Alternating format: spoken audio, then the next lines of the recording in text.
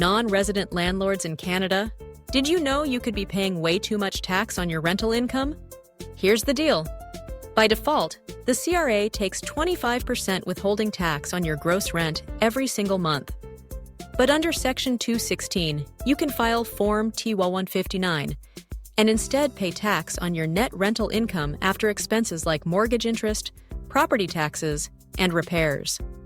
The good news? You have up to 2 years after the year end to file Form T1159. The bad news? If you miss that deadline, the CRA keeps the full 25% on your gross rent, and you lose your deductions. So don't wait until the last minute. File early, claim your expenses, and keep more of your rental income where it belongs, in your pocket. Need help?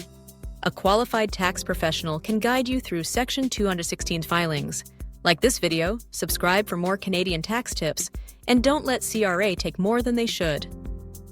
Call us at 416-283-8774. Visit us at www.theaccountingandtax.com.